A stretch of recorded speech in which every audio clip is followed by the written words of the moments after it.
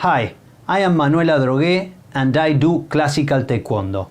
I am a martial arts enthusiast from Buenos Aires, Argentina, in charge of this Korean kicking project. Welcome to episode 6 of the 9 video series. This is the result of decades of dedication to training and study. You will find very precise technical and cultural information that hopefully will help you with your practice of the martial arts. For any further information, check out our website www.taekwon.com.ar. And please don't forget to like, subscribe and share. I will be checking for your comments. This video is especially prepared for instructors, although it may help everyone. We will see a kicking progression guide that I put together building on what my teacher, Master Florindo, gave to me. The kicking stages provide an exceptional step-by-step pathway that works in parallel with the 24 combos. The last stages are the most advanced in terms of Korean kicking skills. We will also be addressing target training because the ability to deploy actual impact is what kicking is about. For that, our school currently has 7 directors, all highly experienced martial artists ranked 6th and 7th Dan, who communicate passion and high standards. They are Marcelo Cremona, Daniel Alonso, Leonardo Salguero, Alejandro Novas, Norman Rodriguez Yolando, Hernan Diaz Rench, and myself. And I also want to mention the names of the guys and gal who will be helping today showing the techniques. They are Federico Canavese, Juan Guaitima, Natalia Velasco, Camilo Martinez, and Martín Font. These are the contents of this episode number 6. Introduction to the mounting of kicking progression, comments on target training, selected target practice drills, and conclusions.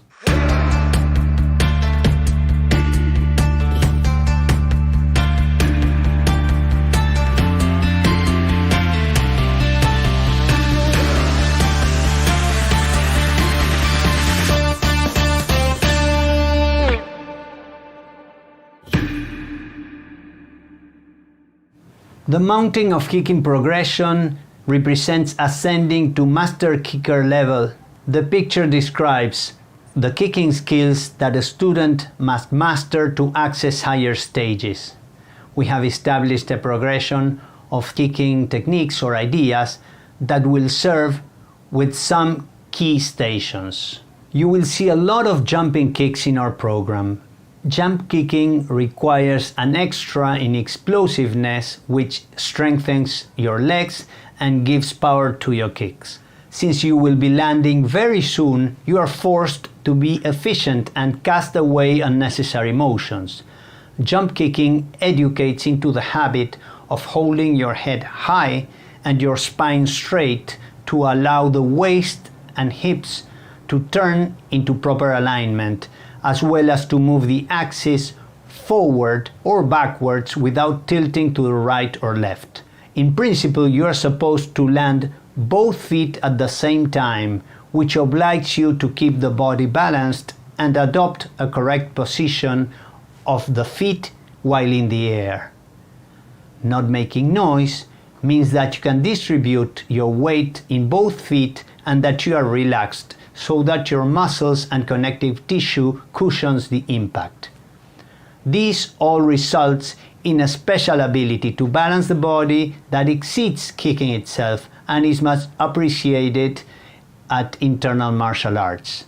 Jumping kicks are an important part of Korean kicking and provide some of the most beautiful images in the martial arts. An important comment here is that the graduation of techniques from low to the highest level is based on technical and athletic difficulty. First, you learn kicks in land, then you learn to jump, you learn to spin, you combine the jumping skill with the spinning skill into the jump spinning skill at a 180-degree turn, then you move up to a 360 kick, and finally the idea is to be able to do a 540 degree, which is a kind of epitome of Korean style kicking. I don't really care much about it, but as a progression it's a good guide to have, and it marks the confluence of proper technique and athleticism. In kicking education, the progression stations that I would pick, some of them to be taught almost at the same stage of a student's development, are: first, kicking with the back foot in a similar pattern as a natural step.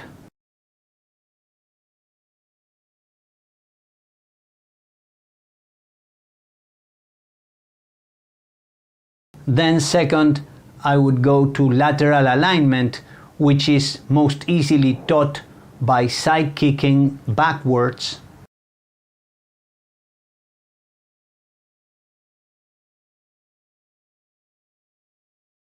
Three is jumping, both in a one-beat explosive manner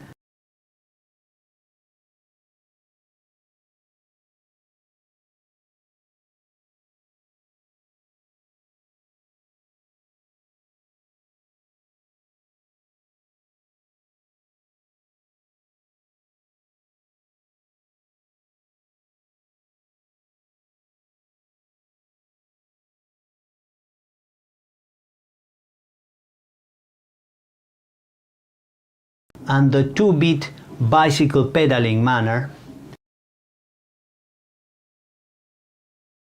4. Lead foot kicking when stepping in, which adds to the idea of forward and sideward motion using the closest foot to the target.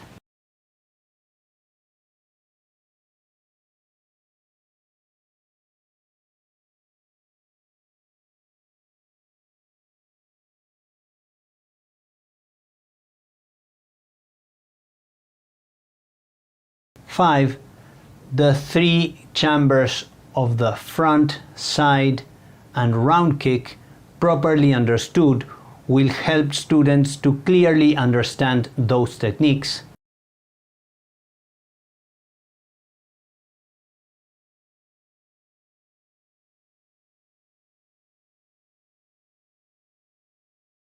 Six is represented by backspin kicking, which shows the reverse of ventral rotation. And please note that these 6 stages should be introduced within the first year and a half of training, regardless of the rank of the student.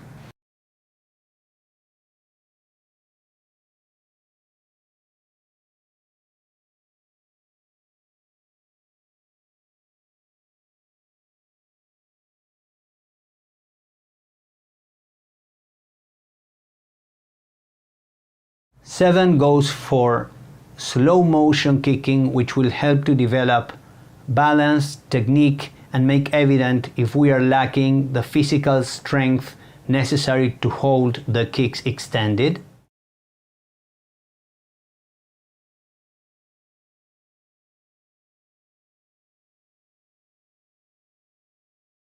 Eight is 180-degree jump spinning, which combines the jumping skill with the ability to spin, and it is very important to develop efficiency, balance, and posture.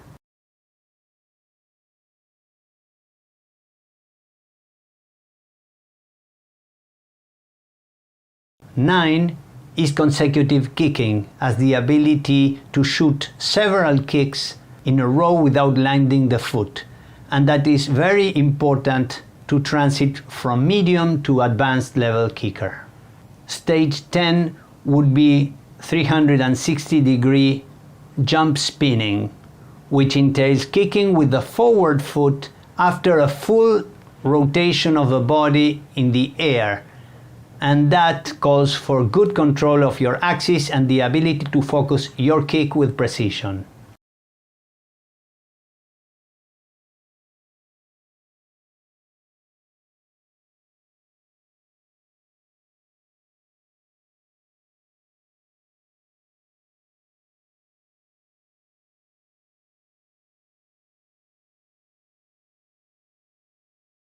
Number 11 is multiple aerial kicking with all sorts of creative acrobatic jumps, including the 540 spinning,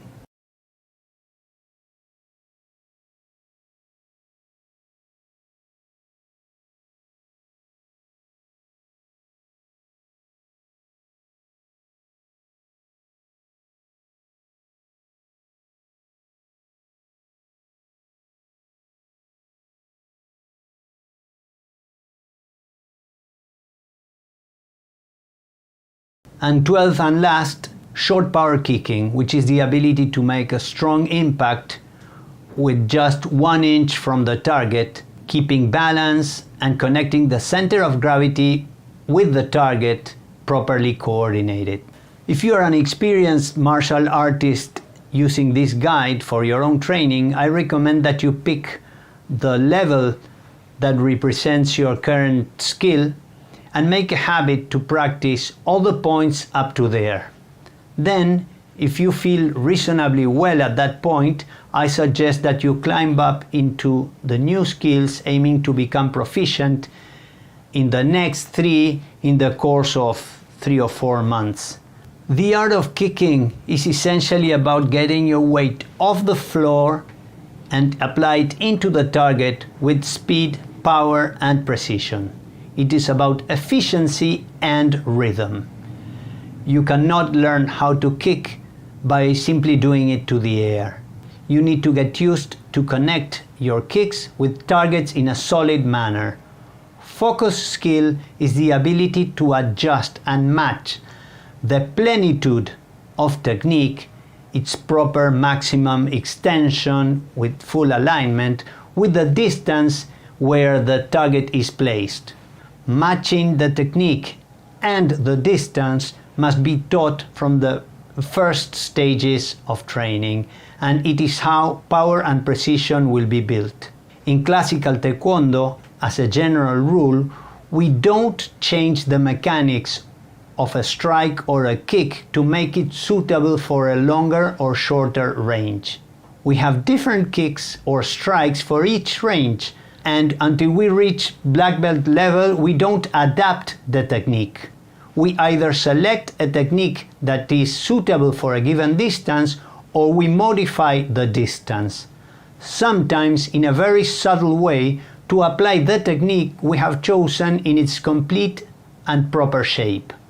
Target training helps you to practice and get familiar on the reach that you have in each of the kicks in their ideal shape. Your side kick should always be the same, mirroring the ideal form to which you become used with each practice. For the application of Korean kicks, you need to get to the point that adjusting to the corresponding angle and distance becomes second nature. That is what you get from target training. Target practice depends a lot on the correct disposition of the target. If the target is held at an incorrect angle, the kicker will not be stimulated into proper technique. Incorrect target positioning is a very frequent mistake, and even good instructors don't properly assess how wrong positioning of the target will make a big difference in the development of their students' kicks. So your training partner has a big part in your kicking progress by holding the targets properly, and reciprocally, you should watch this for your pals. These are my tips for correct target / mitt / paddle or shield disposition. First, targets must be placed slightly further than the kicker's comfort zone. He or she must be forced to extend and pivot into proper form as the only way to reach the target. If the target is placed comfortably close, the kicker will not find necessary to pivot and fully align.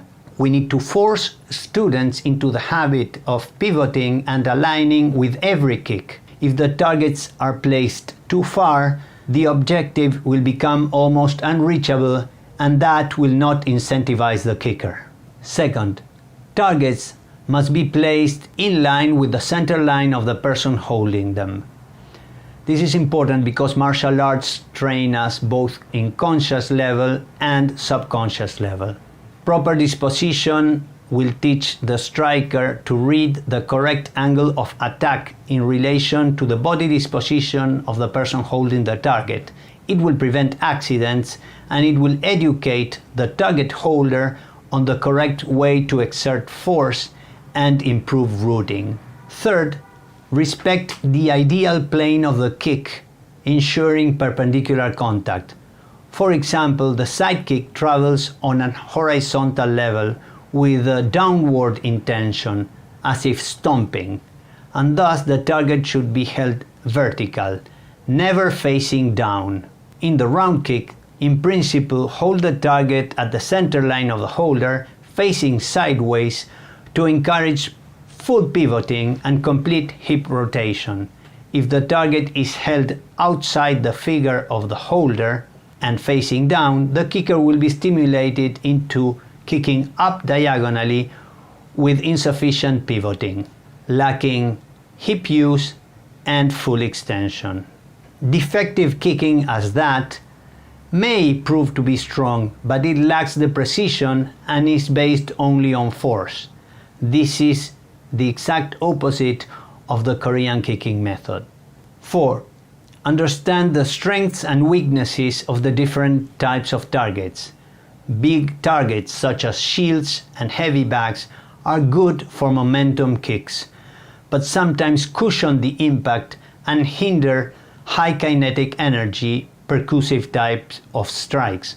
For those on the other side of the spectrum, paddles, tree leaves, or rolled up X-ray plate cones are ideal, as they are great to develop speed and accuracy. For that reason, they are favored for sparring training. I particularly like PAOs or mitts because they give a realistic feedback about the power and accuracy of your kicks and strikes. Shields are great for front kicks and side kicks, but not so good for round kicks because they encourage the wild type of extended leg, not fully pivoted round kicking. And they are not a good tool for punches.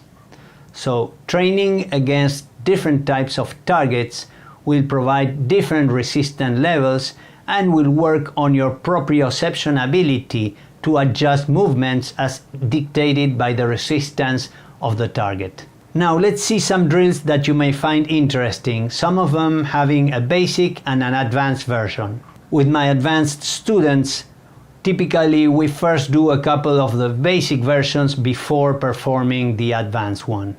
Target drill number 1, basic. Reverse punch, return, rear foot front kick.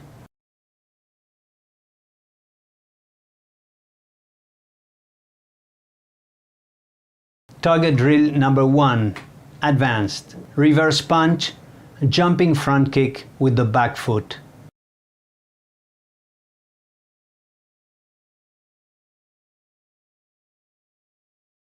Target drill number 2, basic. Lead punch, lead side kick, spinning back side kick.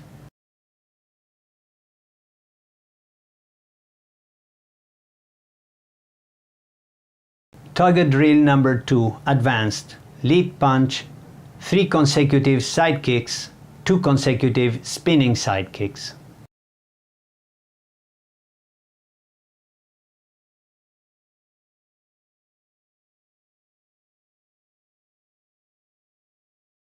Target drill number 3, basic. Rear leg round kick, land forward, lead leg step in side kick.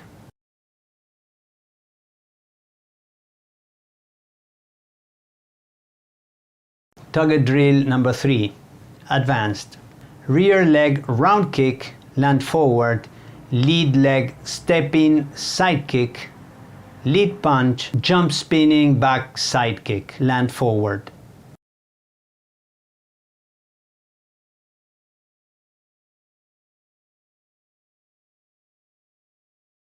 Target drill number 4, skipping outward crescent kick followed by spinning back crescent kick.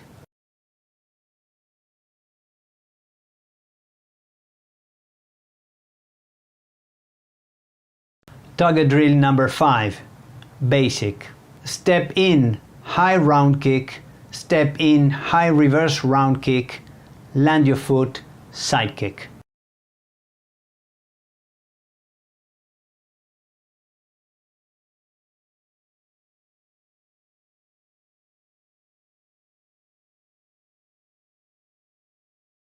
Target drill number 5, advanced. Step in, double round kick, double side kick, and consecutive reverse round kick.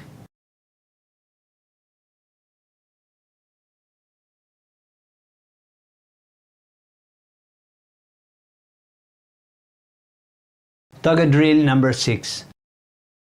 Switch step, axe kick, land forward, spinning reverse round kick, landing back.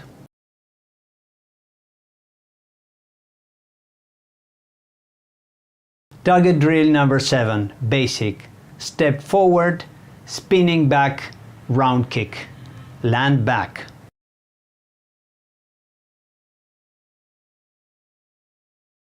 Target drill number 7, advanced. Jump, spinning, 360-degree reverse round kick with the heel. Target drill number 8, there's only an advanced version. Rear leg round kick to the middle level, land forward, repeat with the same foot, middle level round kick, land forward, followed by 360-degree tornado kick, landing forward, and then spinning reverse round kick, landing back.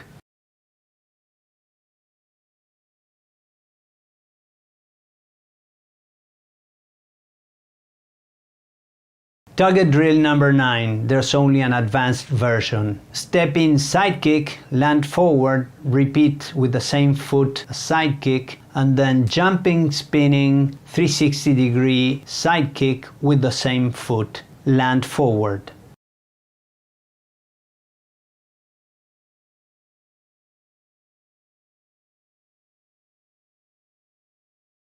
Target drill number 10, there's only an advanced version.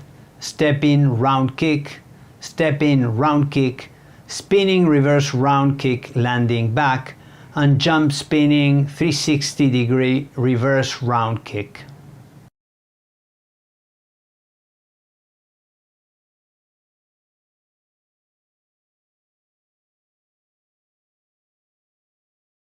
This video has shown the progression from beginners level motions to some of the most complex and technically demanding kicking skills in Korean martial arts.